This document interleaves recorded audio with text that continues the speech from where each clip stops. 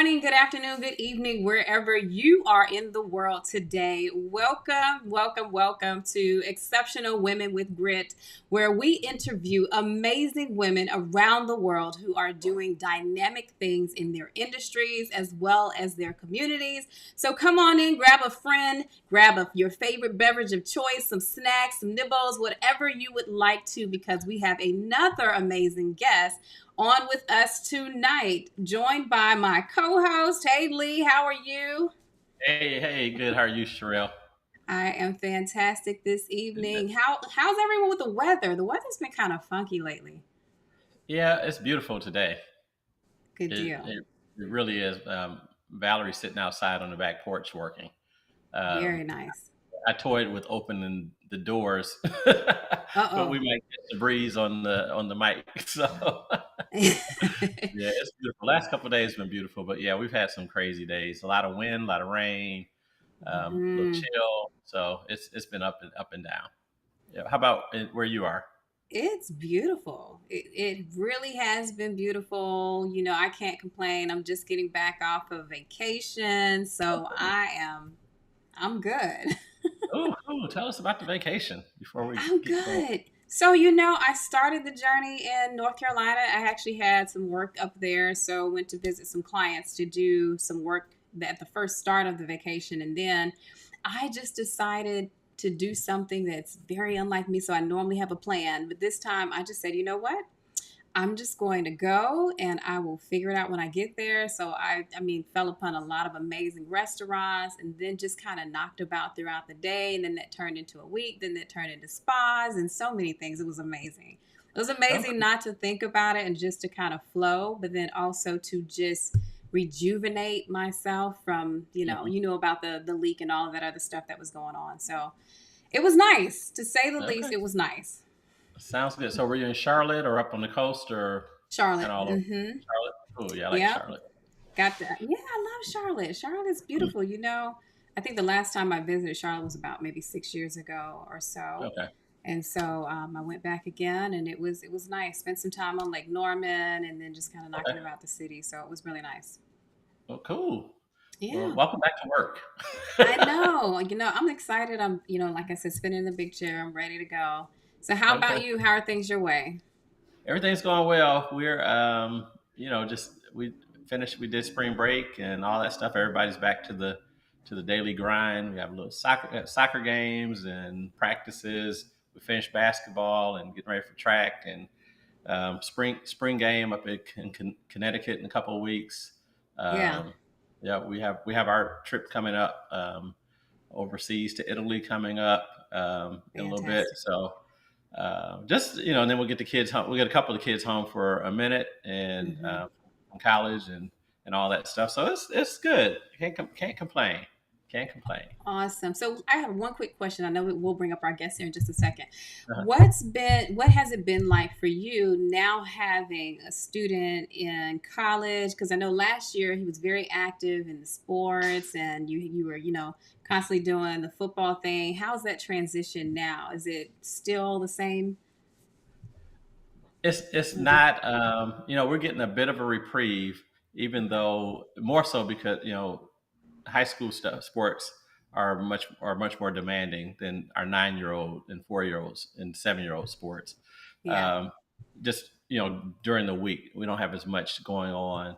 We still have a lot going on, but we don't have one kid that has 4 or 5 days or two games and all Yeah. that stuff every week. So it's it's pretty cool. I mean, it's going to be like this for a little bit, but then really mid July it kicks all back in with because we'll have track, football, two kids playing football, track, Hmm. cheerleading, and then whatever our 4 year old's into. So it'll we'll be back at full throttle. And then our Daryl, our college kid, that he's the track coach Mm. for our 9 year old, and he's his personal coach and manager. Oh, Uh, that's so nice. it's wonderful. He stretches them out and tells them what to do, gets them ready for track meets and everything, which is takes them to track practice. We love it. It's a great time for them to bond, even with the big Yeah. age difference. It's always good for them to have a chance to bond and to really know each other. Um, Yeah. growing up. So it's that part. That's the real important aspect of it to me anyway. But yeah, That's so beautiful. yeah, we'll have him all summer, and then when he goes back to school, then it'll be we'll kick in the football and all that stuff. So it'll be fun. But yeah, so to answer your question, it's a little slower, at least for now, and but we know at some point it's going to kick back up. But we're enjoying the slower pace. There it is. Enjoy it. Enjoy the breeze, all of Yeah. that. Yes. Awesome. Yes. Yep. Well, if you're joining in again, feel free to like us, share us. Be sure to share it. We have another amazing guest up tonight with Elizabeth Yarbrough. She is an expert in the area of helping you become untangled and moving yourself out of that mess, right? Especially as business owners. If you're under a season of expansion and growth, you find that you get interwoven very quickly, and to be able to come out of that is what is necessary for business owners. So super excited to have her on. We're going to bring her up right now. Yeah. Hi, Elizabeth. Hello. Hello, Sherelle and Lee. Thanks so much for having me. Hey, Elizabeth, how are you? I'm doing Welcome. great. I am also very much enjoying the breeze and the sunshine today, and Hmm. was sad that I had to shut my window for this because I didn't want the trucks outside to Okay. be too loud.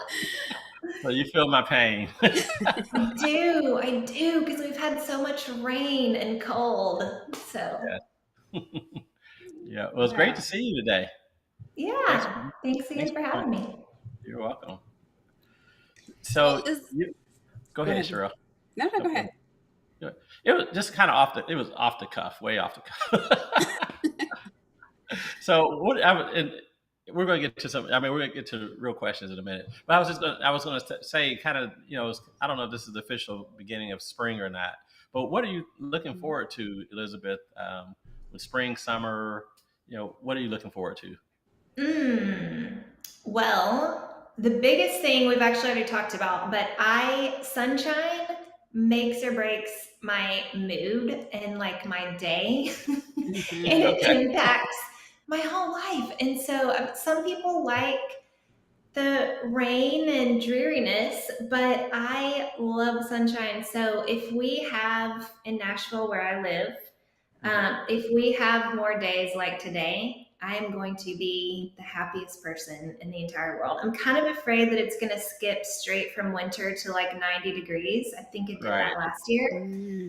But I Hmm. am looking forward to an actual spring, being outside, going on long walks, doing some hikes, working Okay. from outside, just anything outdoors. Okay. And I'm sure the people around you are looking forward to that weather, that kind of weather, so that they can get that person you just described. Hmm. Yes, exactly. I Real, what are feel you looking forward to? What am I looking forward to? Spring, The summer. spring, the beaches, the water. I love to find myself nestled by water. I've already been out by the creeks, and I look forward to spending more time by the beaches. So, yeah, I'm excited about it. Okay, well, cool. Yeah, Hmm. well, we don't have any beaches in Nashville. No, but the lake, what's it called? Remind me. I was there Oh, all the time. we have Old Hickory and Priest Lake. Priest, yes, Priest yes. Lake, yeah. Percy So we Priest, have, that's right. yeah. So Hmm. we have those. But yeah, that's about all we have, Still which is all beautiful. good. Yeah, Yeah. I'm looking forward to just the great weather and not having to wear such heavy clothes and all that stuff. And when I go out and run, it's not freezing and all that Yes. stuff. So, yeah, but Yep. I'm definitely not looking forward to the allergies that come with it, but Yeah. all the other benefits. I'll weather the allergy storm for the benefits of being warm. I hear that. I love it. I'm right there with you. I love the flowers that are in bloom. It's just a nice time. Mhm. So Yep. All right, all right, all right. I got us off base. Go ahead, Sherelle.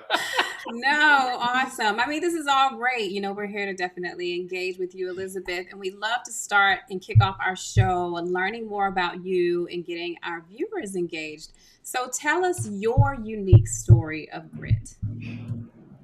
Okay. Well, I grew up here in Nashville, where I live now, and had a pretty sweet, charmed childhood. Great parents, very supportive extended family. Everybody in this area still lives in this area. Good friends. My parents were small business owners, so I do think that I got a lot of what's it called subliminal messaging around grit and resilience. Just kind of watching my parents' business go up and down as businesses do over the years. So I had a lot of good messaging about resilience, I think, instilled in me without even realizing it, and kind of came to appreciate it when I was older. But I would say, as far as looking back on my life and seeing demonstrated grit happen when I was older, when in my later 20s, I started my first business and then got divorced. And those two milestones, kind of watershed moments in my life, is when I can look back and go, okay, so I may or may not have had grit before those two things happened, but I either developed it or it was just in hiding and really came out in my later 20s. So my first business was a food truck, a shaved ice business that I started here in Nashville with partners.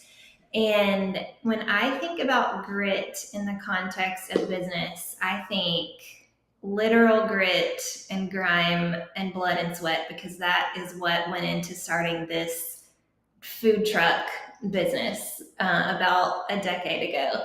And so there were just all these instances where you're broken down in a truck on the side of the road at midnight. Like, what are you going to do? You have to just figure it out. It was a major sink or swim, lots of sink or swim moments. And I really wanted my business to succeed. And so I can just see these series of tiny moments that on their own don't mean a whole lot, but added up to really kind of build this resilience and an attitude of, I'm going to figure this out. I can figure this out, and I'm not going to quit. And so that was one thing. And then the other huge life event, getting divorced, is hard for everybody, for most anybody who's been through it. These things are happening around the same time. And so we had the same friends, we owned this business together, we owned a house together. And when I decided to more or less hit the nuclear button on all of that and blow it all up or burn it all down, however you want to look at it, it was another moment or series of moments where I feel like my grit and resilience was really tested, and then was fortunate to build more strength and kind of rebuild a new life, which I've been doing ever since.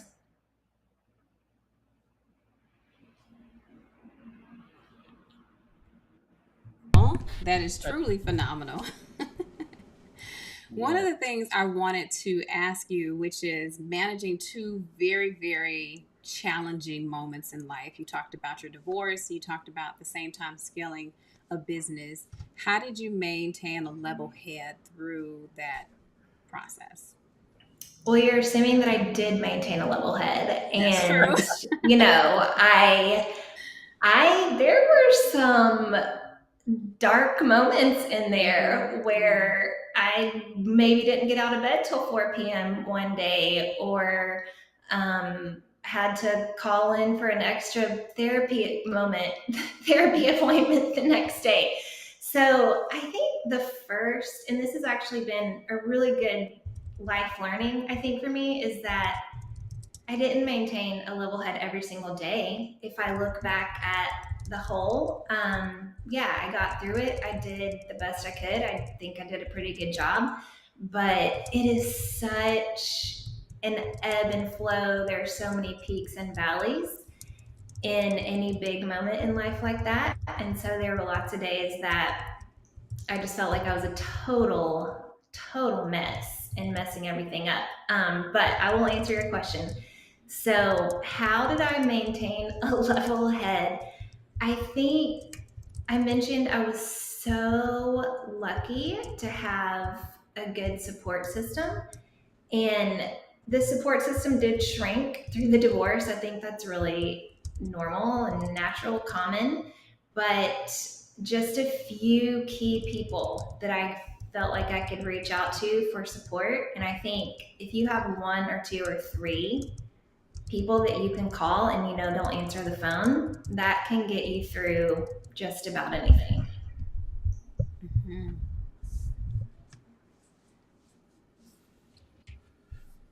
Yeah, wow. So yeah, so and not this wasn't planned on going there, but you kind of you mentioned divorce and everything. You know what? And there possibly somebody listening today, and and I've been there too. So it's you're not alone on that. Um, but what would you tell somebody?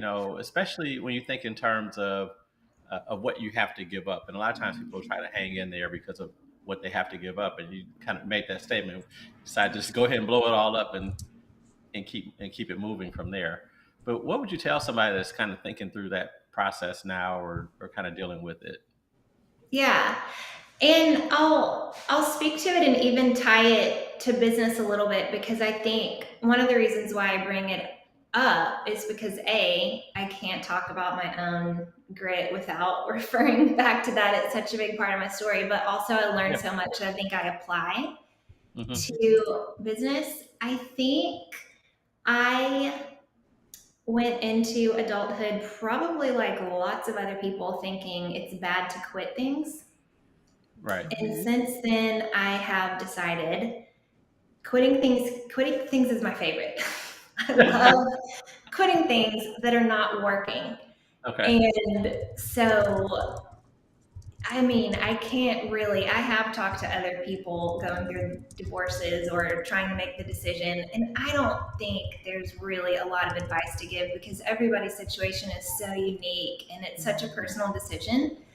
But one thing that I do think is true, whether it's your personal life or especially running a business, is as soon as you decide that something is not working for you, whatever you interpret that to mean, it is usually in your best interest to quit it as soon as you can. And quitting can be such a good thing and open up lots of new opportunities for you in the future.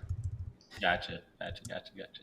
Okay, so you gotta elaborate on this one for me, Elizabeth, because I am one of those I finish what I start kind of people. See it through, bring it to closure. So tell me, how did you get to a point where quitting was okay for you? Mm. Yeah. I think I used to be more like that as well, Uh huh. Sherelle. I think I was more, I'm very good at follow through, and that's a great Mhm. quality. Mhm. It's a great quality. We obviously don't need to quit everything or we would never finish anything at all. So Right. I think I used to be more like that. Oh man, such a good question. I think I just got to a point in life where I felt so stuck for Mhm. years. I Yeah. felt like I'm not going anywhere here like in my life. Mhm. So Mhm. I can't, what is there to do other than just be very passive and ride it out and continue not liking my life? Mhm. Or quit at least one thing and start over. And I kind of started quitting the easy things first, not my marriage. That was the last thing I quit. Mhm. But there was a career change that was huge. So I'd been working for a nonprofit running a summer day camp, and I loved that job. Mhm. But then it was like, well, maybe there's something different. Maybe there's something that feels a little bit more challenging. And that's when I started my first business. Mhm. Okay. One of the best decisions I ever made. So there were kind of these stepping stones where I started making little tweaks and kind of deciding if I don't love an area of my life, I'm going to try to replace it. The goal is I don't have anything in life that's just meh, it's okay. Mhm. Okay. Everything excites me and is energizing. And I think in order to get to that point, it's a constant quitting and starting over throughout the years. I love that. Yeah. So it's kind of the willingness to give up the things that aren't making you happy. Yep. Yeah, Yep. Gotcha. Okay. yeah, true. Got it. Got it. So Untangled. What is Untangled? We're all tangled up. Everybody's tangled up in stuff. But what is Yeah, Untangled? I get the shaved ice business, so I think I understood that. But I this is will go definitely back. yeah, this is I'll definitely go back to the. Sorry, I keep cutting you off. I'll go back to no, the you're shaved fine. ice Go ahead. business and kind of show you how it evolved into this because it did. It evolved into my second business, which I just renamed last year, Untangled. So I ran the shaved ice business with my business partners for about 8 years, 2011 to 19. Okay. And after several years, I mean, I was a totally different person. I'd gotten divorced, I'd gotten a master's degree, like all these things had changed. And I just kind of decided, you know what? I never intended to be a food truck owner for my entire life. It was a start a small business, see how it goes. Most businesses fail, and then 8 years later, I woke up thinking, well, it didn't fail. That's amazing, but that doesn't mean I have to keep doing it. And this is Right. not what I see as my future. So Uh-huh. I learned so much. I love that business. Super proud of it. We started as a truck. When I sold my share of it to my partners, we had 3 trucks and a shop, and so it was Cool. great. I love it. Um, but when I was trying to decide, well, what is next for me? Like, what kind of future am I going to build?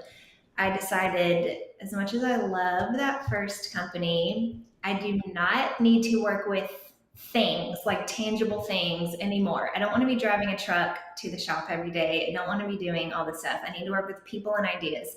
So, what interested me the most in business was the people side, the employee side, really, the hiring and training and managing. And so, started talking to my other friends here in the industry who also owned hospitality businesses.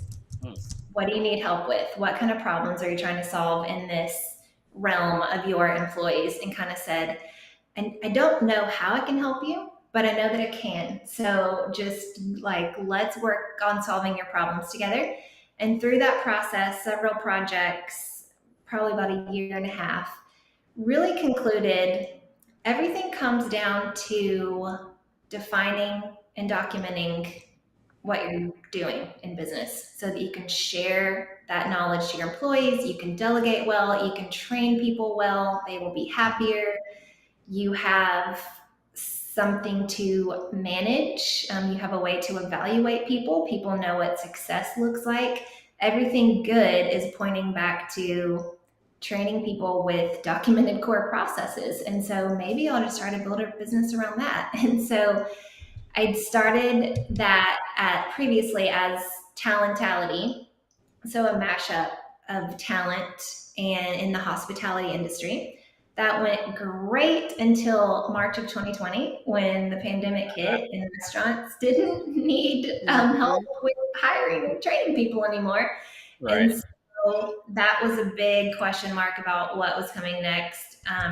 But hung in there, stuck with it, and it kind of iterated into what I'm doing now, which I rebranded as Untangled, and I'll tell you why in a second because that's another good short story. But um, I'm industry agnostic. I don't work with only restaurants. I work with any small business, usually 15 to 200 employees or something. And Okay. the whole idea is for the business owner or any key person in the company, you have so much really important knowledge just stuck in your brain. Mm-hmm. You've Mm-hmm. been doing this for years. You have learned through trial and error. You've experimented. You've figured out what works and what doesn't work. Well, all that knowledge that you own and it's stuck in your brain is really important for your employees to know. So but the process of getting it out of your brain is not as easy as just picking up a pen and writing stuff down. And so I work with business owners typically, or maybe their right hand person, to define and document core processes so that Yeah. they can systemize and scale. Okay. Love that. Interesting. Mm-hmm. Yeah. And Yeah. it's Because so we all know how important. to run our businesses in our brains. So what I love Yeah. about what Elizabeth does, especially, she and I are kind of similar veins and different sides when it comes to business management and processes and et cetera. But to get out of that space of feeling the small business burnout, right, or entrepreneur burnout, it's being able to get those things out and create effective processes and be able to line it out in such a way that the sustainability becomes easier to manifest throughout time. So I love the fact that, when we spoke before, and I said Untangled is so appropriate and timely, especially for the nature of businesses. So I love that. Thank you for sharing that. Hmm. Yeah, it even seems. I mean, I could see how even someone corporate could utilize Mm-hmm. that skill set as well. Especially a lot of times you're trying to train people to do what you do, or as we always say, we need 10 of ourselves, and Yeah. so but you can't share, you can't give this to everybody, but you can kind of give them your flow and how you operate and processes together. So interesting. Mm-hmm. Interesting. Yeah. Yeah, Well, you can teach, you can't necessarily replicate yourself. I think right. we use that term. You Mhm. can't really do that, but you can break down what you do and give people principles, guidelines, and show them this is how I think about it. This is how I make decisions. Or these are the Mhm. 12 steps that have taken me 10 years to figure out, because sometimes that's the case. Yeah. Sometimes there's a process that's easy and you just figure it out on day one. Other Mm-hmm. times you fail, fail, fail, fail, and you land on the one thing that works. And then you can hire somebody to just do that thing for Right. eternity. And that is where businesses really succeed. Yeah. Even Yeah. like, I mean, I'm thinking of all kind, and you may be doing all this already, but, I even think of people that are thinking about franchising or, Yeah. kind of expand their brand to other markets or what have you. And they have other people, obviously you can't fly back and forth. I mean, you could, but you can't go to 50 places, every day. But, a lot of times it's difficult for people to really think through kind of the entire process of what they do and then explain it to somebody else. It's always you always kind of leave something out. So I can see where something like Yep. your business would Mm-hmm. your service would be beneficial. Well, cool. So, as you think about even your role in helping businesses untangle their mess and untangle themselves, can you give us, as you were working through that, perhaps as a woman, now in business, and even post divorce, what has that transition been like for you? The transition of starting this newer Mm-hmm. business and working with other business owners. Mm-hmm. One thing that really stands out, and I don't think this answers your question about what it has to do with being a woman necessarily, but the biggest transition for me from business one to business two was a product oriented business where I'm selling something that you can see and touch and feel, and you know what it's supposed to taste like because it's supposed to be cold and sweet and frozen, and Mm-hmm. Right. you know what you're getting, to this service based business to business company where it has taken me years to land on the right messaging. Because Mm-hmm. how do you describe what I just described? It's very hard. You can't see it. You can't touch it. It's all intangible. And so making that shift from, again, product oriented business to consumer to service based Mm-hmm. B2B has been a monumental shift. And most of my clients are men actually, because most businesses with that employee count that are doing a million or more in revenue, most are men. Yep. We Hmm. need more women. We need to help more women get there, but right now that's just the reality. And so most of my clients are men. Okay. Um, and, I would say, as far as how gender has impacted me, in my first business, I was constantly in auto shops, taking a broken down truck in there. Yeah. So many male dominated areas, and I really did. I was a lot younger, I was less confident than I am now, but there I did feel like I had to really compensate for, like, I wasn't a man, so I was treated a lot differently and treated like I didn't know what I was talking about. Just kind of Mm-hmm. the stereotype of women not knowing what a carburetor is, and I Yeah. totally know what a carburetor is. But now I don't know how much of it has to do with me being older and more confident or what, Mm-hmm. but I have found the entrepreneurial community to be so much more inclusive in my experience and egalitarian. I have not had many experiences in recent years feeling like I'm not getting a client because I'm a woman. Okay. I think That's. small business owners, Mm-hmm. at least in my experience, Mm-hmm. just are, we kind of go against the grain and forge our own path. And I think we appreciate each other and appreciate anybody else who has climbed their own mountain and kind of created something out of nothing. That is. Yeah, there's definitely a level of respect, among small business owners, entrepreneurs, people, whether they're small business or not. If you started it and grew it to, 1,000 employees, you still have a respect for someone that's just getting started. And I always tell Mm-hmm. people, welcome to the world of 1099s and K1s. So Yes, so painful. yeah, so painful. Yeah, everybody looks at you different. All of a sudden, your bankers look at you different. Your tax person looks at you different. Just it's a different world in and of itself. Just kind of Yeah. the backdrop of what we do as entrepreneurs. But so as you were growing up and you saw your parents in their business, was there anything that they did that you said, I'm definitely going to do that, whatever have those characteristics in my business, but I'm definitely not going to do that in my business. Did you have any of those moments? Hmm. Well, at the time, as a kid, really until I was 27 and started my first business, I did not see being a business owner in my future. I Okay. didn't think I was going to do that. And so I wasn't really looking at it that way. Hmm. Um, but I can say, in retrospect, it just, and probably my biggest takeaway or insight into having business owners as parents now is I thought that it was normal to start a business.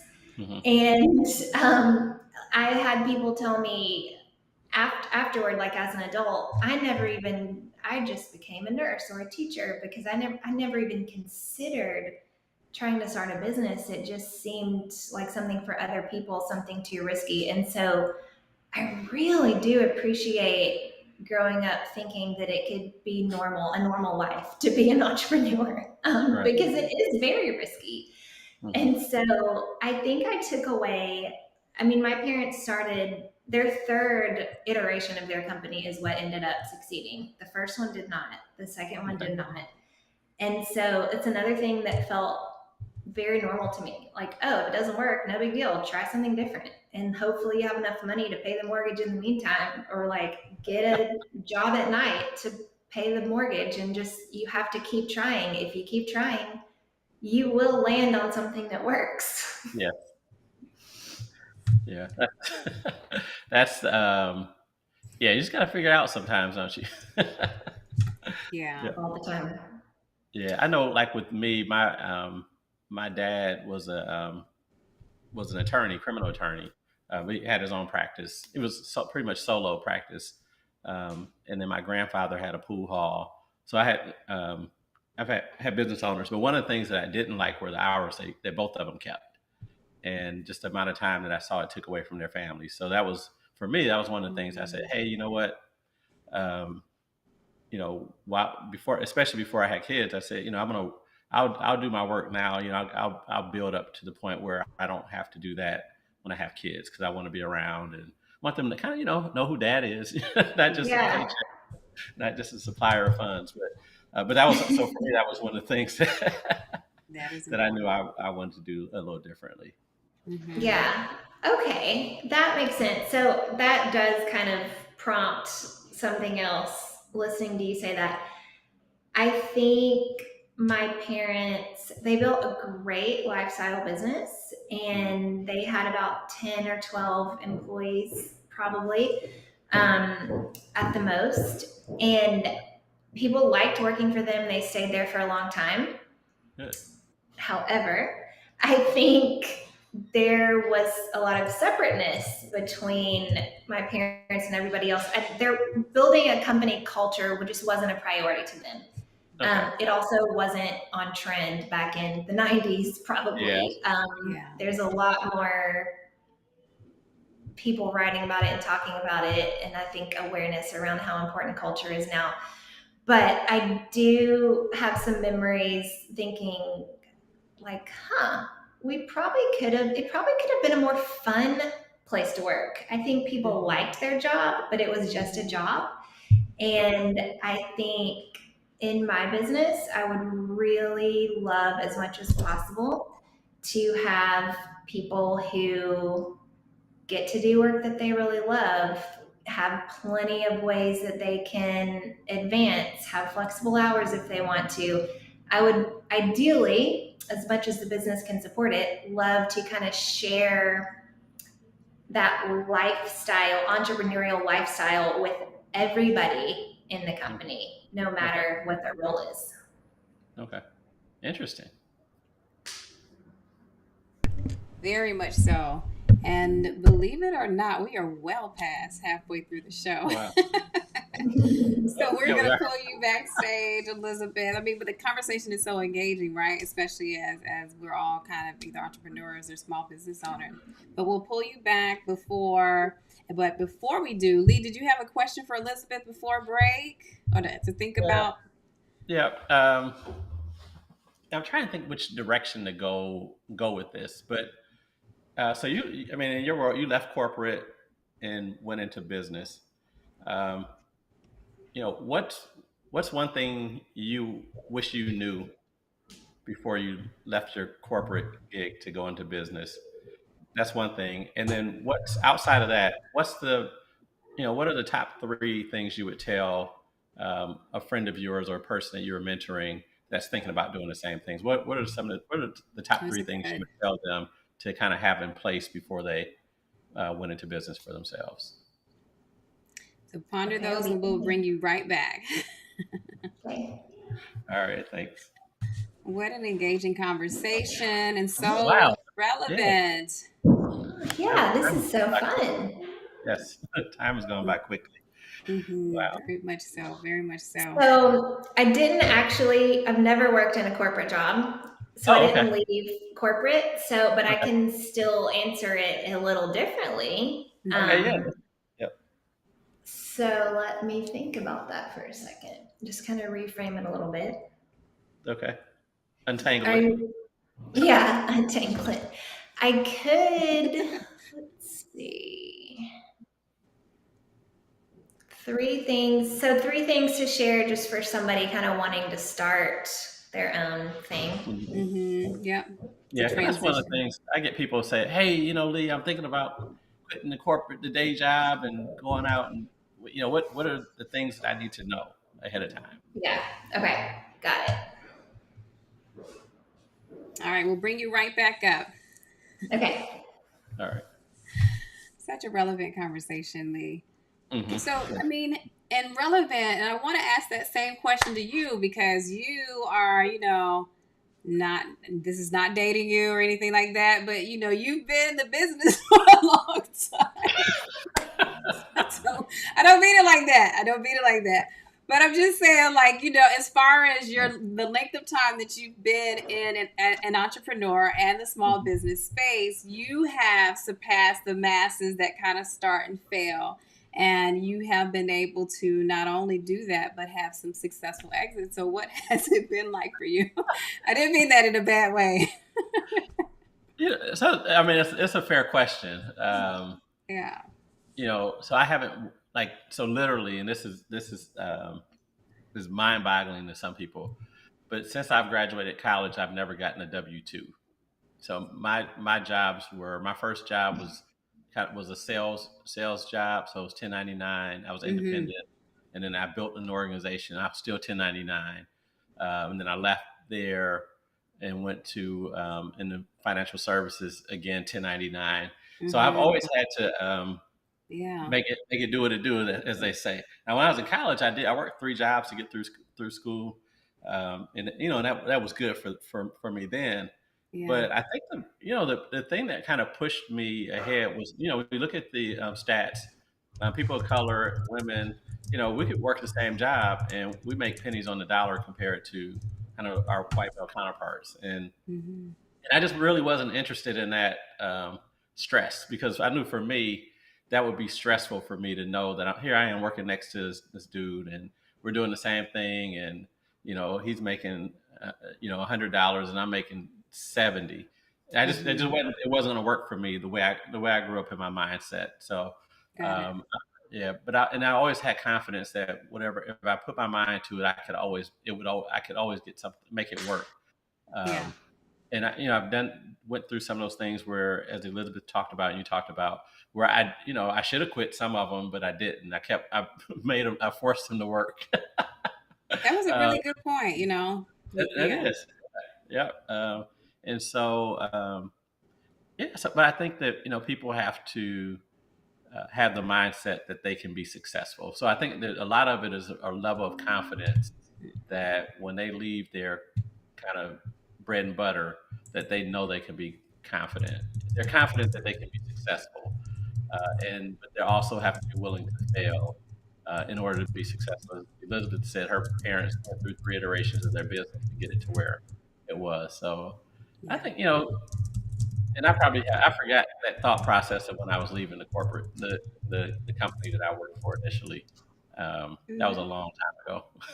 Yeah, but you know something, Lee, and this may be a podcast or something to put in your box, but I hear as you were speaking how to survive as a 1099, and the Yeah, aspect of being able to be successful along the way. I mean, you've done it successfully hmm for many years, so that's yeah. awesome.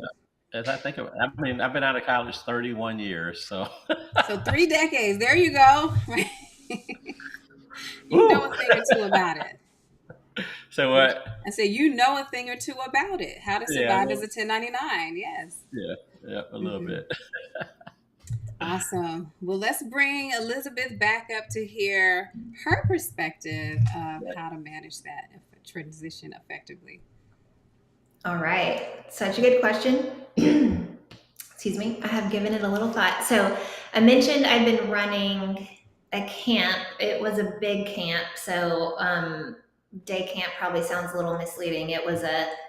There were 300 kids and all of their parents and about 50 employees that I was managing. So it was a Oh, yeah. lot and I Mm, really enjoyed that job, but kind of deciding, do I leave this? Do I do something different? The first thing I would share, if I'm going to share 3 things, is I think there's this misconception that to be an entrepreneur, you just have to go jump off the cliff and just take this big risk mm-hmm. and don't look back and just do it. I think if you look around at people who've been successful at starting a business, their risks were very calculated. Mm-hmm. And so I think you need to ask questions like, well, how big is the cliff? Do I have the right equipment? The metaphor breaks apart at some point, but I think those are not very exciting questions to ask. It's more exciting to just say, I'm going to go out and start something and I'm so excited. But passion, so if I had to boil it down, I would say don't start a business out of passion. Mix your passion with lots of research and practicality because the passion will wane really fast and it'll get hard and you need a good plan. Even though you're going to change the plan a million times, you need a good plan to back it up. So that would be one thing. The second thing, a little bit related, I think no matter what you're doing, even if you are starting a law practice or anything else that seems like you're going to get to sit at a desk in a suit and not get your hands dirty is just not correct. I think Mm-hmm. no matter what kind of business you're starting, you really have to be willing to get your hands dirty, so to speak. I remember my second business. So this was after I already had one very small but successful small business. And I was 30-ish years old. I had been a homeowner. I'd had like a nice salary in the past, but here I was starting my second one and I needed more cash to pay my rent. And so I started driving for Lyft. This was probably in 2015 or 16 or so. Lyft was newer then. I think it was a different kind of thing than it is now. But I just kind of had to swallow my pride and be like, this is what I have to do to make it work. And I was cleaning my car one day before I was going to drive. And I just remember thinking, this is my job now. This is what I do, and did that. I don't know, 9 months or so. Mm-hmm. Um, I cannot think of another business owner who hasn't had to swallow their pride and get their hands dirty to make it work. So I think if that's not something that you want for your life, then maybe going out on your own possibly is not for you. Then I think I would circle back to the earlier part of the conversation for the third thing and just really being open and willing to quit what's not working before you find yourself unhappy, burnout, or maybe worse, deep in debt. Mm-hmm. And kind of rethinking and making changes and acting quickly Yeah. can help you get to what you are supposed to be doing. I love that. I Mm-hmm. really genuinely do the ability to step away from what is not working and not stay tied to something that is not benefiting you or benefiting your long-term purpose or the vision that you have. Because I'm more of a I will stick to it as long as it makes sense and as long as I can see the vision, because there are moments of hard that are a natural part of building a business, doing life, and that's a part of it. But to your point, and the part that I keyed in on, which was if it's not fitting where you're going, or if it's not fit for you, or if it doesn't specifically continue to make you happy. So thank you for sharing that. Um, Mm-hmm. Yeah, I, because I think that is different than um, sometimes you're just doing it because you don't want to quit, and you need to let it yeah, go, or you're stressing that's out different. over it, Yeah, or it yeah. doesn't fit where you can like but it doesn't really fit where I want to Mm-hmm. go, but I really hate to let it go. So that's a good way to gauge if it's time Knowing to when let to let go. go. Because kind of to your point with the shaved ice, it wasn't that it wasn't successful. It was, and it was paying the bills, but you had to take a look at it. Well, is this what I want to be doing the rest of my life? And the answer is no. So you make that move. Yeah. Mm-hmm. And I remember thinking, and also I'm saying this years after, at the time, it took years really to figure out, to kind of make that decision, Hmm. to move on and start something new. And in the meantime, it was all like, what do I do? I don't know. But I remember at one point thinking, okay, I don't know when is the right time to sell this business. I just know that the right time is when it's keeping me from something better. And so when something Yeah. better comes along, I'm going to jump on that new train. And in the meantime, I'll just hang on and maintain what I have. But I'm not going to say no to a new opportunity, Hmm. um, to hang on to something old. Wonderful. Yes, very much so. So, to our guests, thank you for tuning in to Women with Grit. We are here with Elizabeth Yarbrough. So, if you have any questions for Elizabeth, please feel free to leave them in the chat function and we will be sure to acknowledge you. We are having such a dynamic conversation about how to untangle ourselves from our mess, whether it be in business or in life, as well as knowing when to quit, and that's such an important point because a lot of times we do hang on a little bit too long to things that we should let go of. So, Elizabeth, a question for you, and I do see that there are a couple of questions in the chat function, so we'll be able to go over and grab those as our viewers put those in there. which is the question I have is really around confidence. And you talked about the difference between confidence in the earlier part of your life and your career and the latter part of your life and your career. How important do you feel your confidence has been in helping you get to where you are now and even to go beyond where you are? Mm.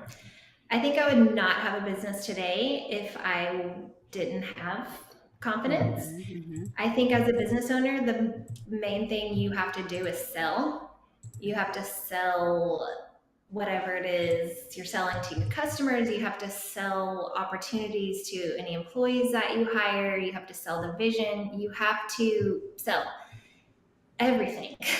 Yeah. um, Another big learning, because I did not think I was going into sales, but here we are. And Mm-hmm. I think any salesperson knows this: confidence sells. If someone gets an inkling that you don't really believe in whatever it is that you're talking about with them, then they are definitely not going to believe it either, and they shouldn't. Yeah. Uh, Especially I'm talking to like middle-aged white men typically who are my clients. They're the most confident people on the planet. Mm. Sometimes for no reason, but sometimes, but a lot of times they are. I have really great clients, but I think Yeah. if you can't match that, then it I just wouldn't be here. I'd be doing something totally different. Yeah. That's really, really important.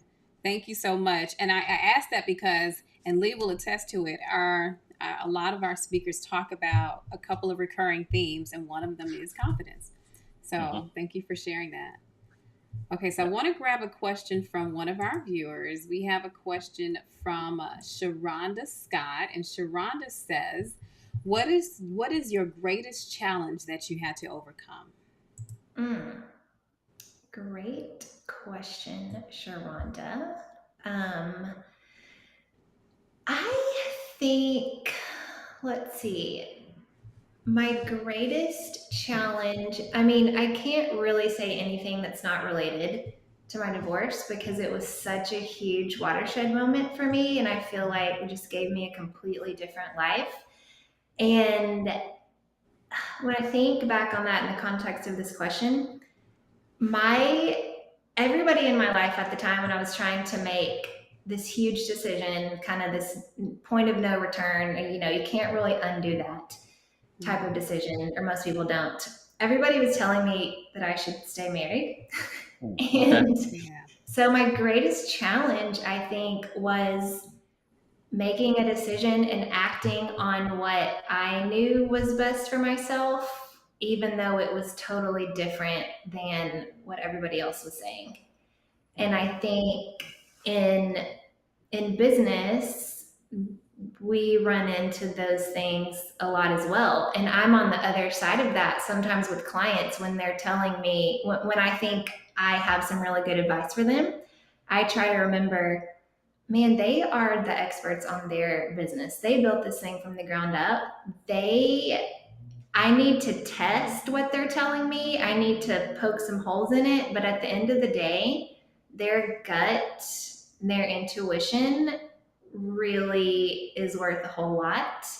And I'm such a data person that 10 years ago, I wouldn't have said that I was a big believer in gut and instinct, but I am today. I think kind of learning that was a big challenge that I'm happy to have faced. That's awesome.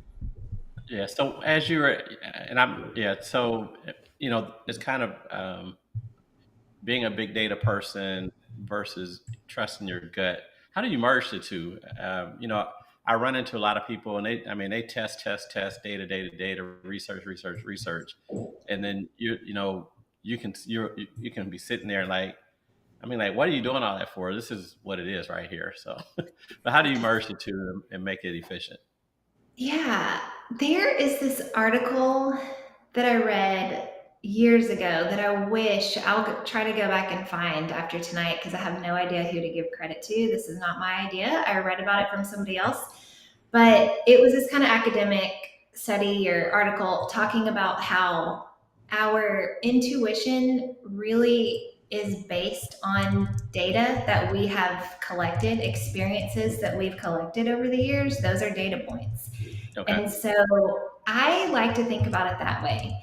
I don't think there's a simple answer to your question, but it helped me become more comfortable with talking about gut feelings and instinct and intuition, because I think, okay, if I have a feeling about something, it's probably because I've had all these kind of subconscious experiences over the past 39 years that I've been alive, and it's telling me that something is right or wrong, and I need to pay close attention to that. Okay. Yeah, I like that. Yes, very much so. Well, believe it or not, we're rounding close to 7 Central, 8 p.m. Eastern Standard Time. So we want to Wow. make sure that we give you an opportunity to share if you had an opportunity to just to share any last words or comments or final nuggets that you would like to leave with our guests, as well as ways that they can get in contact with you, please feel free to do so. Okay. My neighbor's dog wanted to share a couple things, so that's why I muted myself just then. So hopefully that wasn't too distracting. I'm going to kind of flip it around a little bit, because I feel like I've talked a lot and shared a lot, but I would love to hear from anybody else who's listening who feels like they have anything kind of tangled up in their brain. The reason that I named this company Untangled is because I remember a couple years into my first business sitting across the table from my mentor saying, everything's in my head. I can't get it out. Like, it just feels so confusing. And he said, you need to write it down. You just need to write it down so you can start sharing it and delegating. So I'm kind of curious if there's anything that we haven't talked about today, if anybody has an area of their business that they're really struggling with, or even in life that feels like it's just tangled up. I would love to hear your story. You can find me on LinkedIn, Elizabeth Yarbrough, and then my website is untangleyourbiz.com. Untangleyourbiz.com. Correct. All right. And before we go to Sherelle's wrap up, quick question: what do you do for fun? Okay, I love paddleboarding. So Oh, when we were talking about the sunshine and the warmth, I didn't mention that, but that can't do it in the winter, and I love that. I do yoga 5 days a week, so that's a huge part of my life, and it is okay, sometimes fun, but sometimes it's just hard or therapeutic. okay. Um, and then I love traveling, so I have a couple trips to see family this summer that I can't wait Oh, to do. I nice. love being in a new place and have to figure out, just like what you were describing, Sherelle, like not having a plan. In my Mm-hmm. normal life, I have every 15 minutes planned out. And so I love going somewhere new and just winging it the entire time. It's super So fun for me. amazing. It's my new Yeah, favorite thing. it does that. Yeah, I enjoy that too. I don't always have to have a plan. It's So my new cool, favorite thing to do.